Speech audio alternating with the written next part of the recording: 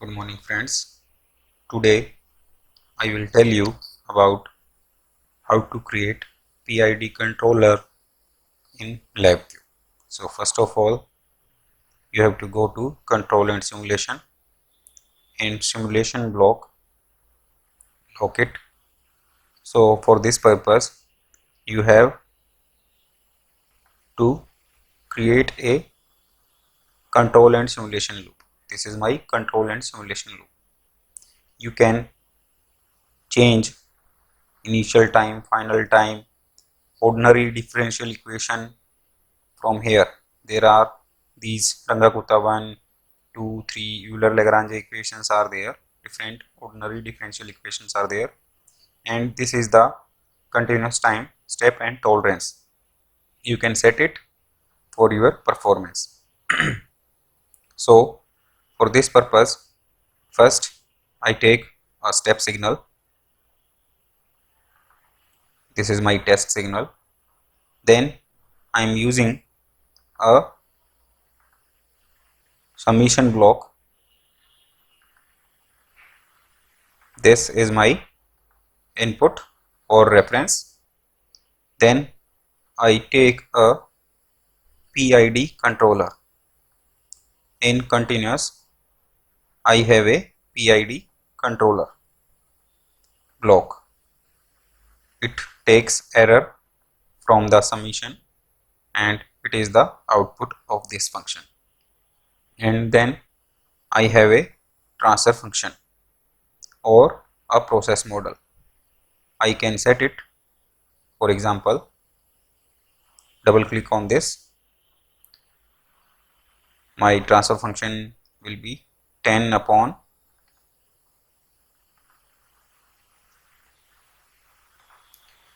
2s square plus 2s plus 1, a second order system. Okay, this is my second order transfer function. So I give it to the output of the PID controller is feed it to the transfer function or a process model.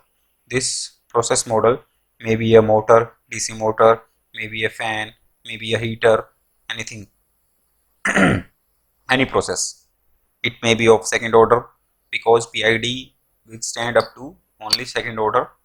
When third order systems are there, PID didn't work for third order PID. It works for first order and second order only perfectly. So after this I am taking a utility graph in which I take the output of step. For this purpose I am taking a build array function. It can add two signals, like my step signal is fed directly to it and the output of my transfer function.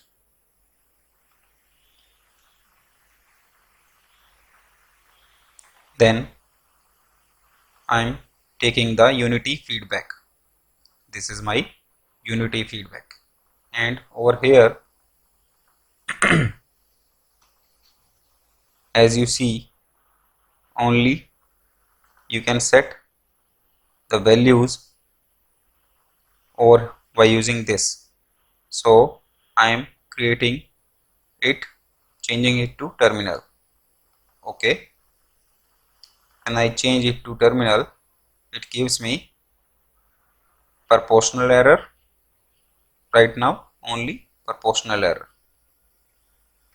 Then again for integral I am again configure it to terminal, and for derivative also I am configure it to terminal. So I got the three terminals for this KC, TI and TD. For that purpose I am creating a control signal over there. This is the proportional, this is my integral term, and this is my derivative term. So this is all about PID controller. Now we have to test the output for this. So I go to front panel. Here is my PID values. My reference signal is a step signal and it is set to automatic.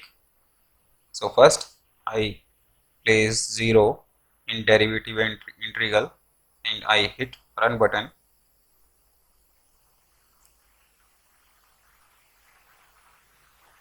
As I hit run button, it takes some time and this is the output of PID controller for my system.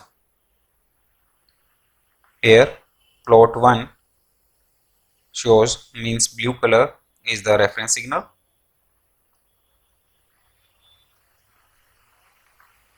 and this is the output using PID controller.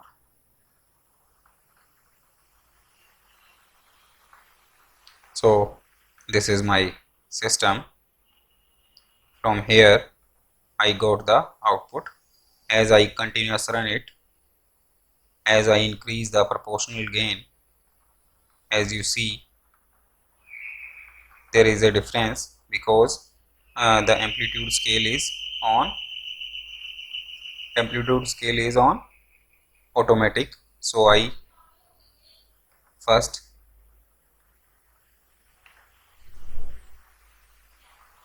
remove the auto scale and auto X scale. So I set it to 2 and not 2, it should be 1.6 in this case, and this is minus 0.2. okay. You can change the color of this output or width or anything. So this is my PID controller. As I continuous run it, as I increase the proportional gain, as you see the response, and as I increase the integral gain, you can see the effect of integral gain, and as I increase the derivative 0.1, 0.2, 0.3, 4, it gives me the response of PID controller. So this is all about PID controller.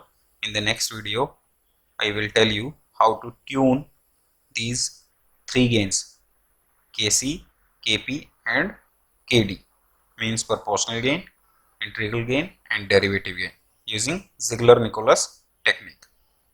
Thank you.